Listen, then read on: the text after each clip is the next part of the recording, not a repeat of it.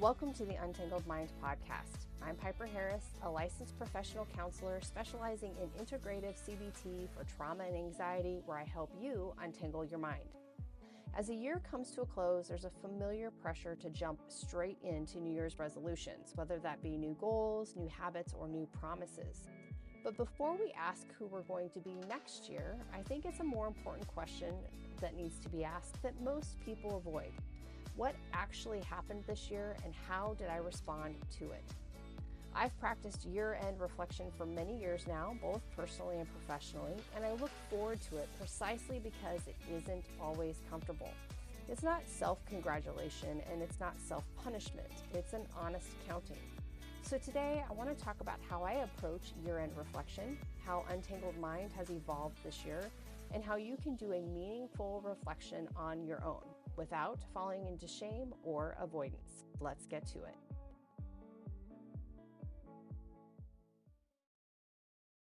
Hello and welcome. So today is December 15th of 2025, and we're going to be looking at reflections over resolutions. So it is midway through December, and more than likely, you're not even thinking about the new year, maybe possibly, but you probably haven't gotten to those pesky New Year's resolutions yet. And that's why I wanted to take the time to talk to you about what a reflection is and how it's even more powerful than a resolution. For myself, I have been practicing this for well over 15 years. Typically, I take at least a week, off and on. It's not, 8 hours a day or anything like that, but it's a couple hours a day to go through my year and reflect on both personal and professional aspects of it. And I really kind of set my ideas, my intentions, my goals for the following year. Now, why is that different than a New Year's resolution? Well, number one, New Year's resolutions don't work. Research shows us that everybody fails. About 95%, maybe it was 85% of individuals give up their New Year's resolutions by the first week of February. So, a reflection, really what that does is it really helps you look at the year that we're closing out and assess it honestly. And then you create those new goals, new habits, and new promises to yourself. So it really is different in the sense that we're actually looking at what actually happened in the year that we're in and how did I respond to it. Too often, New Year's resolutions are these kind of I wish statements or those new promises. Whereas what I think is really essential for us to have, honest reflection of selves and goals moving forward is how did I respond emotionally, mentally, behaviorally? We don't really look at those when we think of New Year's resolutions. They're usually pie in the sky. So that's why I wanted to talk about how reflection matters more than resolutions. This year, I'm excited. I don't know that my clients are excited. This will be my last full week at the office, and then I am closing for 2 weeks, which is wild. I actually haven't done this in over 5 years. Um, for me, for this year in particular, I'm really needing it. If some of you have been keeping up with me on social media or even the blog, I finally, my gosh, received full licensure with the state of Georgia as a licensed professional counselor. This has been such an arduous process. I started my schooling back in 2020. I went back to get my master's after losing my whole company with COVID, like many people. And rather than wallow in it like I was doing, my husband said, "Hey, you need to go back to school for what you're actually supposed to do." And so it was great. I mean, COVID was obviously painful and awful, and there's all kinds of things that all of us went through, but it really did propel me back into what is my love, which is counseling, which is psychology. I've spoken about it in previous podcasts. I believe the Lord told me to be a counselor in fourth grade on the playground. It's a whole long story. Um, I wrote about my story in a book that I was asked to write a chapter on. But so I finally went back to it and started this very arduous process and finally received licensure. They don't tell you that, you painstakingly make it through school and then you have to hit so many hours under supervision. So Georgia changed it to 2,000 hours or 2 years. You can take longer than that, but I was definitely not going to take longer than that. So I actually hit my hours back in August, turned in all my application paperwork, and the state just now said okay, but I digress. I'm just grateful that I have it. So this year I needed extra time. I really needed some extra time for this reflection process where I look at this past year. I look at what I set for myself the year before, the December before of 2024, how I really acted, behaved, thought, moved through my year. And so I'm taking 2 weeks to do it this year, and I'm really looking forward to it. Reflections, when you do this kind of a process, they really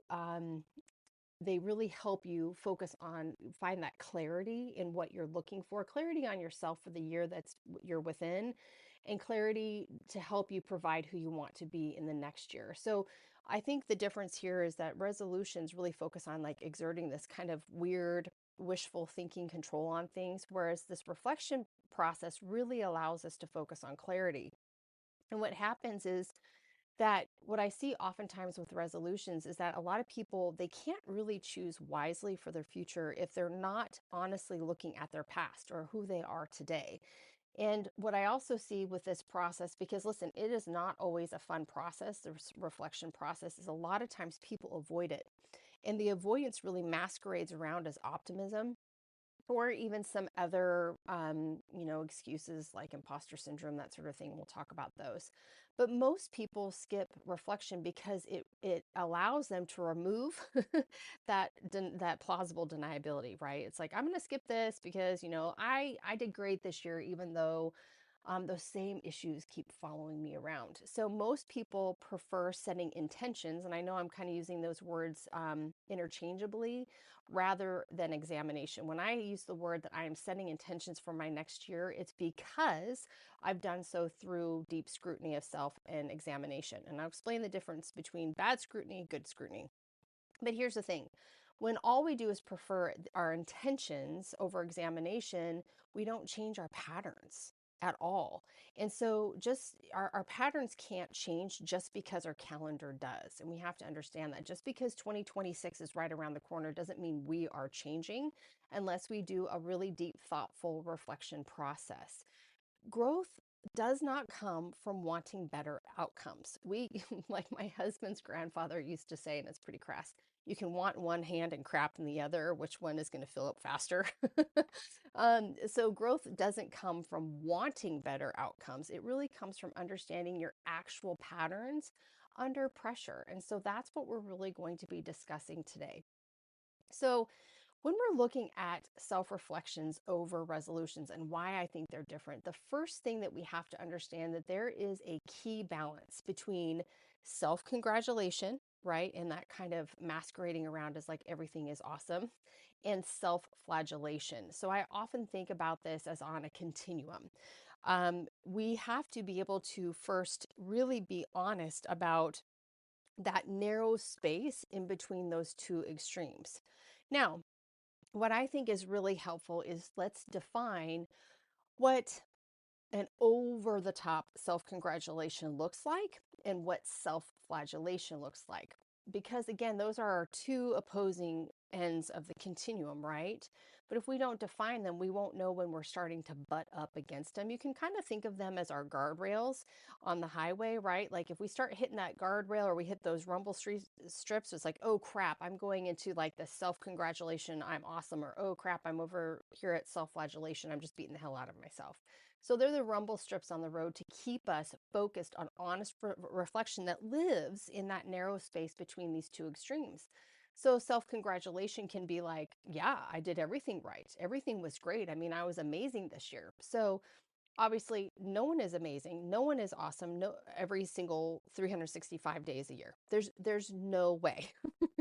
And so when I hear people do this, it's like, okay, let's be real. Now, self-congratulation can also come in the form of, um, you know, uh, I did my best. It's this really kind of fluffy approach. Like I understand giving ourselves grace 100%.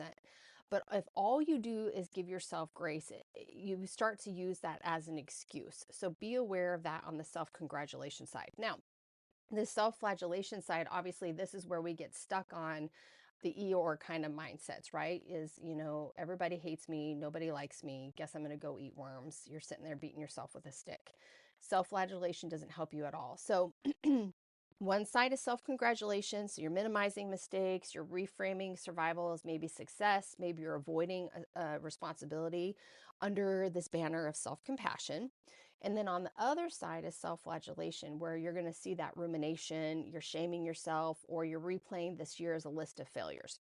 Neither of these, listen to me, neither of these produce wisdom. So we have to be very aware of those. We have to be in the in between. So good reflection, excuse me, asks different questions. So not was I good or I was bad, right? Because we're back on those very polar opposites of the continuum, but rather we can ask questions like, what did I do when it mattered? What did I do when it mattered, or how did I avoid? How do I avoid engaging, whatever it may be? And asking things like, what did I learn about my limits, my values, and my capacity? These are really key questions to ask ourselves for a good reflection.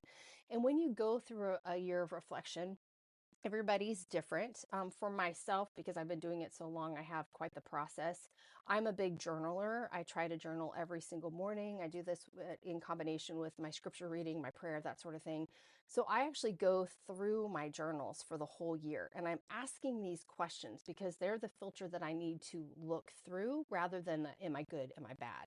So what did I do when it mattered? What did I avoid? And what did I learn about my limits, my values, and my capacity? So for example, for this past year for myself, what's been really coming to the surface, and this typically happens right around Thanksgiving, is I start really looking forward to my year-end reflection. Now, what I want to say is it's not fun. A lot of times it's not fun, and I think this year is going to be particularly difficult for me. But for example, what I have been recognizing about my last year, especially in light of finally receiving my LPC, something that I need to contend with, excuse me, something that I need to contend with for myself this year, an honest reflection, is that I have recognized that there was a loss of humility and grace giving. So let me explain. So going back to 2024, if you listen to last year's year end reflection, I did that with my business partner, Susan. She and I are no longer together, but we shared last year end reflection last December that back in June of 2024, somebody anonymously sent a report to the state of Georgia about our business. Um, Fortunately, I mean, it was completely unfounded. It was revenge, it was retribution. We have a pretty good idea of who it is.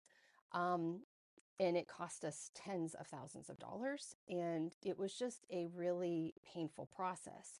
What came of that? What came of that is I recognize this year, 2025, I came out in a Duke's up stance. Like, I'm going to fight everybody. I'm going to prove you that I'm right. I became very anxious. Became very paranoid. And I'm not excusing my behavior, nor am I placing responsibility just on the board. But this is what I'll say is that the board is just there to do their job. However, they didn't do a good job. They didn't investigate the allegations. They didn't look into the individual that made the allegations. And the very people that say they're all about ensuring that the helpers are good in the industry didn't even ask the right questions about our partnership and what was taking place. And it caused harm. It caused harm. However, how I managed that harm was wrong. So, what happened with that, where I say I lost my humility and my grace, is that with that kind of anger and this hypervigilance, I was just constantly taking the stance of I'm going to prove everybody that I am who I say I am. I'm going to be better than every therapist on the face of the earth. And it came across as arrogance.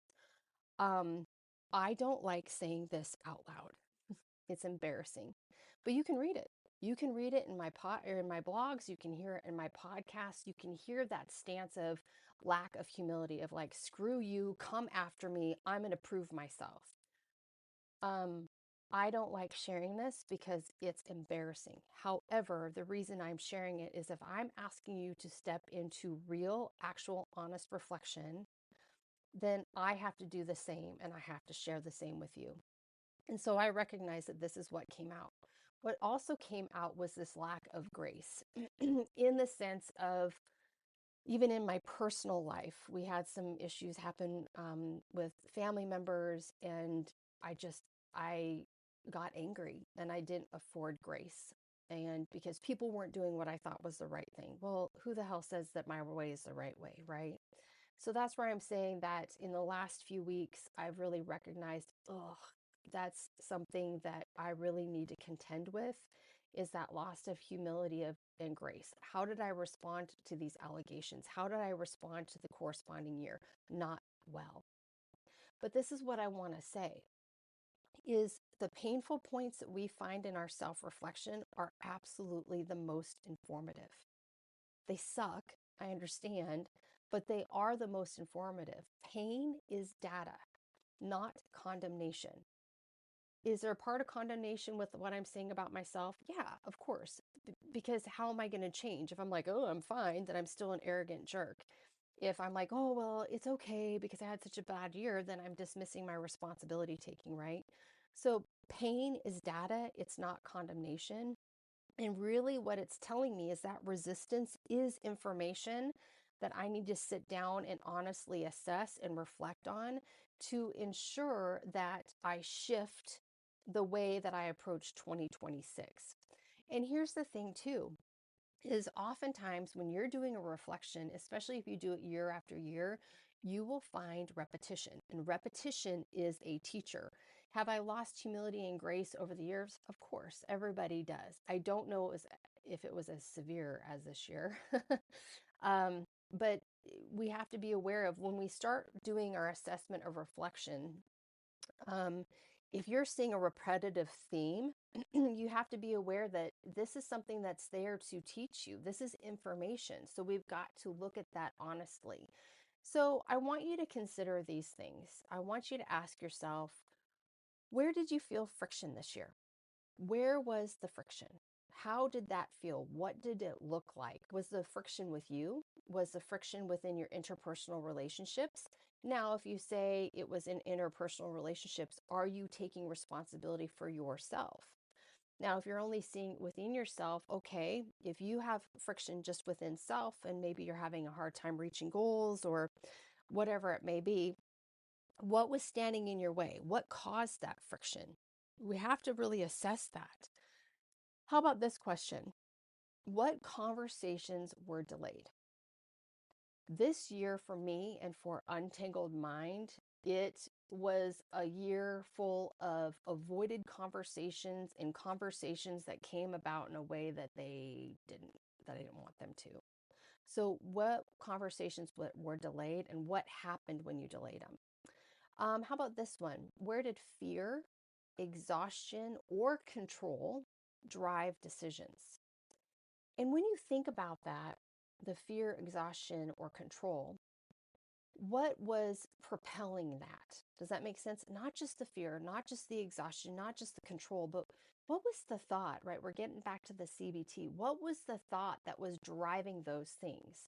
So, like I told you with the year that I've been having, the thought that was driving everything that I was doing is absolute fear that the state board would take away the very thing that I have worked my ass off for, that I have been told to do for my entire life. It was absolutely fear driven. And it was also um, really angry, really, really angry. And so you have to ask yourself, what were those thoughts? The thought for me was, I am good enough, damn it, and I'm going to show you. Here's another question. What did you know, but you did not act on? Ouch, right? What did you know you needed to absolutely do, but you did not act on? That's a key one. Listen, a lot of people, they sit back and they do nothing. There's no action. And then they blame it on everything else. It might be, well, I was too busy, or somebody did something to me, or I've got imposter syndrome. If we use too many excuses, what we're saying is, I know what I need to do, but I'm not going to act on it because it's more comfortable for me to sit in this space of either lying to myself or just completely absconding responsibility. This is a really difficult one for a lot of people. And again, you have to be careful when you're asking these questions not to fall into self-flagellation or self-congratulation, right? Remember our rumble strips. We have to be very aware of those rumble strips when we're looking at this. So the moments that bother you when you're looking back at them are really often the ones that are asking for your attention. This is not because you failed, but because they reveal something unfinished. What are they revealing to you? It's so important when you go into a year-end reflection to consider these things. Resolutions don't work. They don't work. But you've got to honestly assess, what have I done this year to ensure that I reach those goals I set? If you've not reached those goals, or maybe you've reached 15% of them, you got to look at yourself. You've got to assess what's going on. We have to take responsibility for those. We have to see what behaviors continued the lack of progress, what behaviors actually helped me to progress. Listen, you might have had a fantastic 2025, and I love that for you. So, what behaviors did you have to navigate to? What did you have to reinforce? Behaviors. What thought processes did you have to reinforce to ensure that you continued in a forward positive momentum? Everything is about how we think and how we act. If you are sitting there only talking about how you feel, I feel like a failure, I feel like the world was against me, I feel like da da da da da da, you're going to be trapped. You're going to be trapped. So you've got to look at how you think about how you behave, and how you behave how you think. Does that make sense? So really, again, when you're looking back, when those moments really kind of bite at you, they are often telling you, hey, pay attention to me. And usually they're saying, hey, we need to look at something that's unfinished, whether that's in self, whether that's in goals, whatever it may be. So, with Untangled Mind, there's been a lot of change this year. Obviously, I received my LPC, just received it on the 8th. So, like, this is brand new. What I will tell you for 2025, there has been a lot of different shifts for me. So there's been a lot more refinement. I had published the Untangling Anxiety and Trauma workbooks, and they were great. I mean, my clients did the work in them. I got positive reviews, I got some bad reviews, which was awesome. So what I'm choosing to do for 2026 is I'm going to refine that rather than expand that. I'm not looking to expand my workbooks. I'm looking to refine them to ensure that the Untangled Mind pathway process absolutely works for my clients in trauma and anxiety. And here's the thing, too, what I really feel for Untangled Mind is I'm really truly moving forward with clarity and away from the noise of not having the LPC, of the fear of the state. Um, the noise is calmed, and I'm really praying that I can rest. This year, in addition to just the stressors of the professional stuff, I've been extraordinarily ill, so sick. And finally came out of it in September. Of all the things, they finally diagnosed me with long COVID, which I honestly thought was bunk. And I hate to say that to some of you, but like, I had blood clotting disorders. I was losing hair. I mean, like, it was really, really scary. And so I'm just really grateful that I can end this year healthy. Number one, thank God for my health. It's coming back. And so that's kind of clearing the noise for me. And I'm really moving toward 2026 with clarity. That clarity really brought that Susan and I ended our professional relationship. We had really hoped that the idea of having consulting and counseling would work, but we just weren't in unison when it came to our approach to business. There wasn't a unification on that front. And so with the LPC, we've chosen to part ways. It was a really hard decision because I've known Susan for over a decade. And we've been working together these last 2 years, and she was my supervisor when I was in internship. So I'm deeply grateful to her and us trying this thing. But going into business as an entrepreneur is a very, very difficult task. And it just wasn't a unified process. And so we've parted ways. So, but I am moving forward with clarity, saying, okay, that part of the business is done. It helps me not be so anxious, like, what do I do? How can I help the other side? It really does help with that clarity. And it moves me away from the noise of what do I do? What do I do? What do I do? When it was not so much focused on how do I build Untangled Mind? How do I help another business partner? So that's really giving me the opportunity for clarity and away from noise. Here's the other thing for Untangled Mind. I am really standing more firmly in my convictions. So, although I've been kind of an ass, and I'll be honest about it, with the way that I spoke in podcasts and blogs, I am still more deeply convicted in the fact that the therapy industry, the counseling industry needs a massive makeover. Massive. We are looking at an absolute mental illness, mental health epidemic, yet we have more mental health therapists than we did 10 years ago. Why is that? Well, because I don't think that mental health therapists are actually doing any good. I think that the generalist approach is very dangerous, that you cannot help everybody generally. I think that this idea of this affirmative care, just nodding your head and making people feel better for spouting for an hour, it does no good. We have to get back to what counseling, what psychotherapy is actually about. Let's help you. Let's give you the goals. Let's have the data to prove that we've helped you find some healing and you're sent on the way. But anymore, therapy looks like this passive head nodding and this emotive process for clients, and there's nothing fruitful out of it. That's why nobody's getting better. So I do stand in my convictions that the therapy world needs vast change. And so I do step into that very deeply into my convictions. I am not a generalist. I only do anxiety and trauma. I only do EMDR and CBT, integrative CBT, excuse me. I am standing very firmly in those things.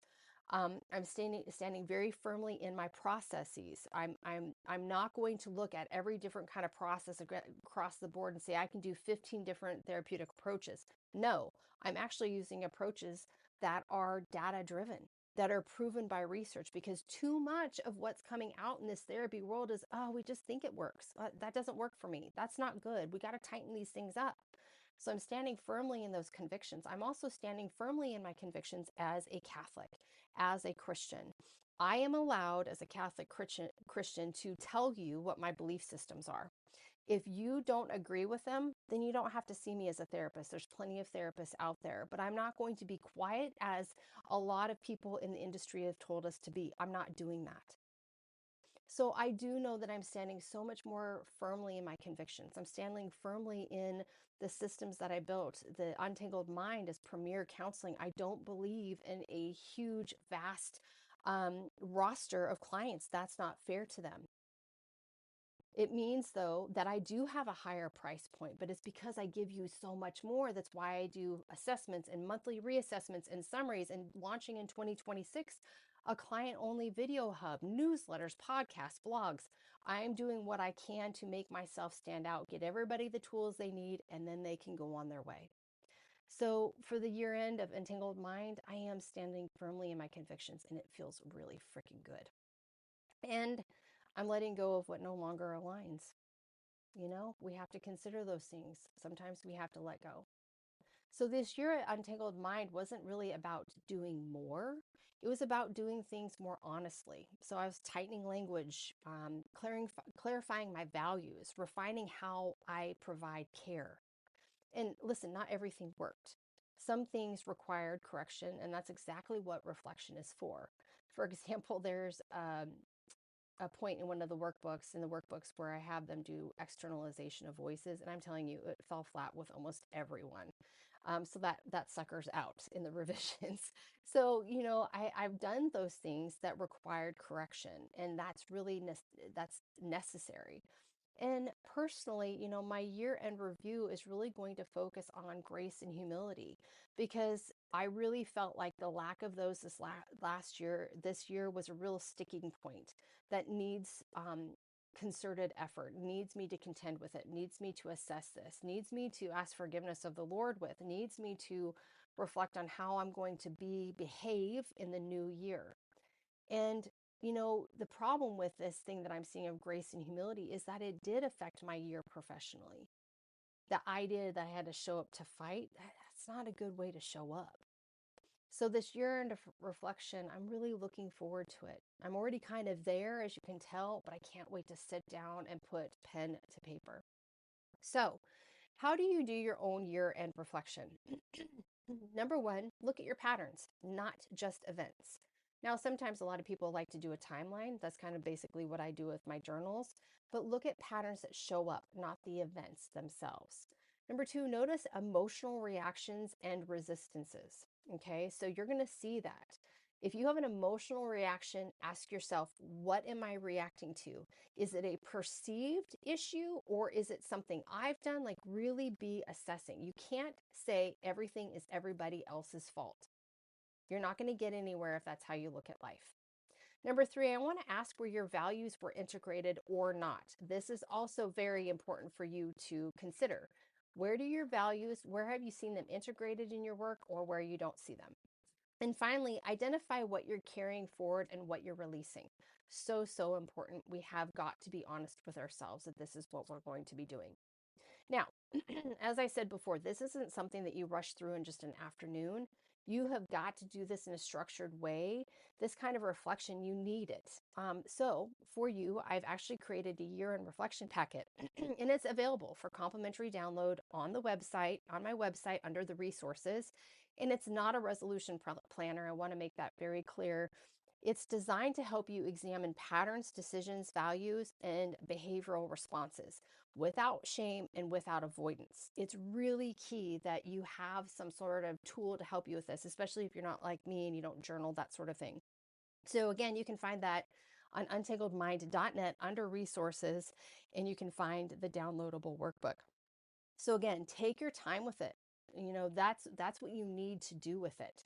That's what it's meant for. Maybe an hour, a couple, for a week, an hour every day for a week.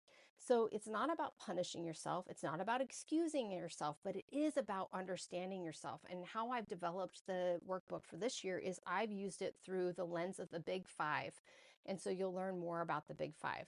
Again, clarity changes everything. Motivation, like we talk about in New Year's resolutions, does nothing.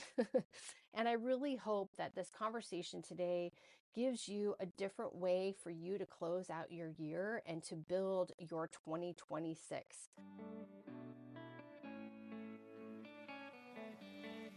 This brings us to the close of season 6 of the Untangled Mind podcast, landing on episode 72.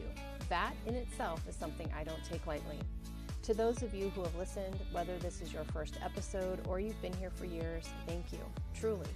Your willingness to engage thoughtfully, to reflect, to wrestle with hard questions, and to resist an easy answer is not insignificant. At Untangled Mind, I hold a deep belief in the inherent dignity of each person listening. I believe in your capacity for growth, not performative growth, not forced optimism, but real, hard-won growth that comes from honesty, courage, and discernment. I believe healing is possible, not because life becomes easier, but because clarity increases and agency is restored. And I believe that untangling the mind and the heart is not a one-time event. It's a lifelong practice, one that requires reflection, humility, and the willingness to tell the truth about where you are and how you got there. As the season comes to a close and the year draws to an end, my hope is that you take what serves you, leave what doesn't, and carry forward what is true. Not rushed, not pressured, but absolutely grounded. Thank you for being here. Thank you for listening with intention. Until next season, this is Piper Harris with Untangled Mind.